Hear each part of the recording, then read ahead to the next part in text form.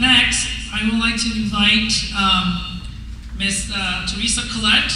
She is the North Commission District Regional.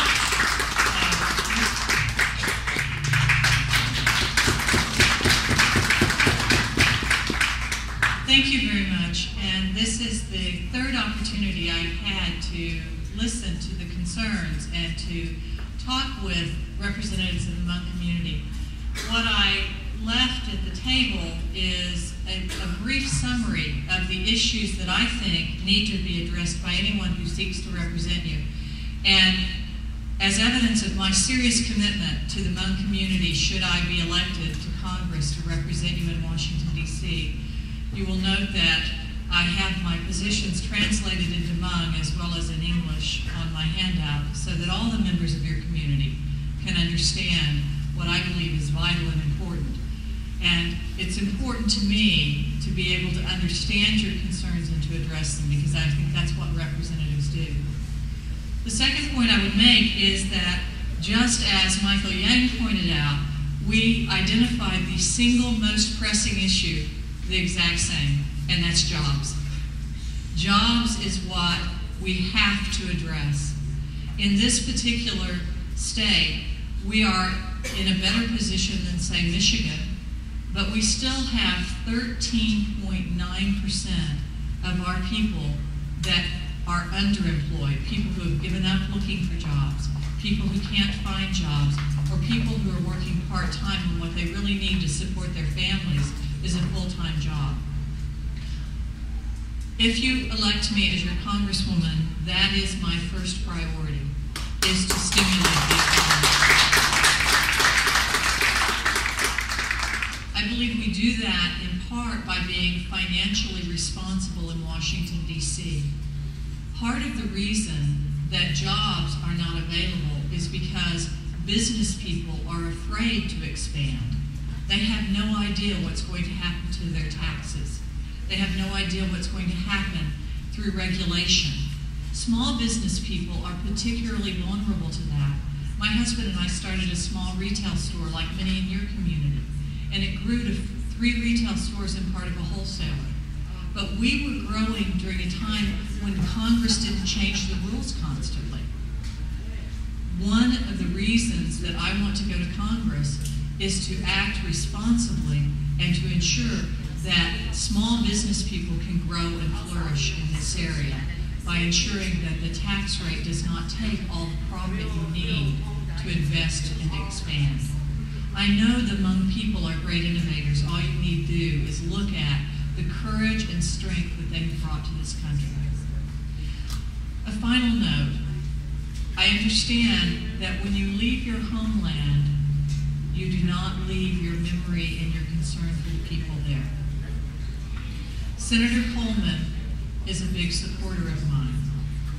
I understand that a concern of this community is what is happening to your relatives back home. I believe that is a concern that your congresswoman should understand and should try to facilitate having it addressed. I also honor the fact that your leaders this evening are engaged in what my faith tells me, just as your faith, is a major part of life. We must honor those who die in an appropriate way so that when we live, our life has meaning. I'm sorry not to have the opportunity to address them, but our values are the same, and my commitment to serving your community is firm. I would love to have your support. My name is Teresa Collette. I hope that you will vote for me this fall on November 2nd.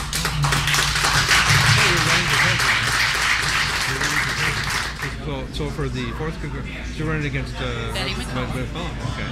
So she's been there for what, 3 terms now? 4. 4? She'll be 10 years actually in office. So. What difference would you bring? You know, she has her champion issues of education, with human rights, women's issues. I think. But she actually sits on the budget committee. Oh, budget committee. Okay. And at least at the White Bear Lake debate, she said that she was very proud of her vote on the health care bill, and that she's a strong supporter of Nancy Pelosi because Pelosi is such a consensus builder. So there'll be some very strong differences in the way that we approach issues. The fact that the Budget Committee didn't pass a budget this year at a time when our national deficit is the second highest in history, I think that's problematic. We can't expect to get our national debt under control if we don't budget, just like a family can't expect to get it under control. And sitting on the Budget Committee, she had unique responsibility for that. So I think we have to get our house in order financially. It's too scary otherwise. So that's priority one, the economy and the budget? Absolutely. Jobs are job one. In Minnesota, we have a 13.9 underemployment rate, meaning people who have either quit looking for jobs, people who are looking for jobs, or people who are taking jobs that are half-time, that sort of thing, when they're really want full-time work. So while in some ways we're in a better situation than, say, Michigan, there's still an awful lot of people out there that are looking for jobs. And when Congresswoman McCollum had her meeting at the state capitol on how to use stimulus funds for workforce development, she invited government leaders and union leaders and nonprofit leaders, but on her agenda nowhere were business leaders, the people that actually create jobs for business. And so I think that's really key, that we've got to focus on getting business back to business so that they can expand and grow. And also coming from the academy, I think we have a unique benefit here. We have 20 post-secondary institutions in our district, colleges, junior colleges, universities. The new economy is knowledge-based. It's not agricultural-based. It's not even really industrial-based. It's going to be about knowledge. When you look at who are making the big strides, it's the development of ideas. Apple Computer, Medtronic with their new products, that sort of thing. And so we really need to encourage that. Those are the sort of jobs that would be great for Minnesota. As a federal official versus a state official, then what is your role in bringing those resources here? Responsible for the nation also. Yeah. I mean, because you are a national public servant. But it seems to me that many of those are what we call pork projects.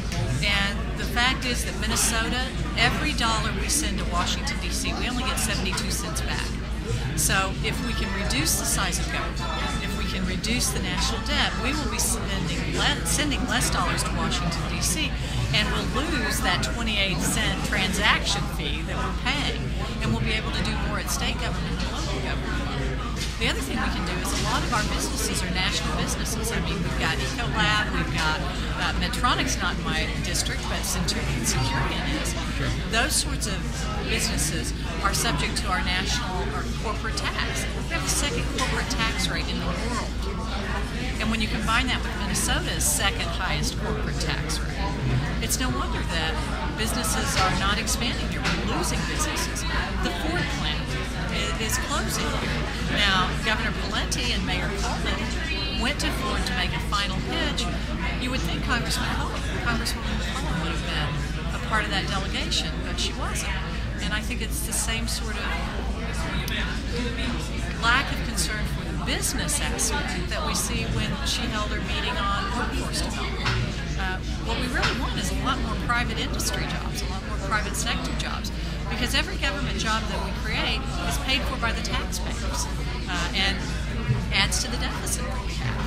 And we simply cannot continue to spend the way we are spending right now. The Congressional Budget Office is telling us that we cannot continue down this path. In their words, it's unsustainable. And so we've really got to give some hard thought about which programs are we going to cut, which programs are absolutely necessary, and at what level are they necessary.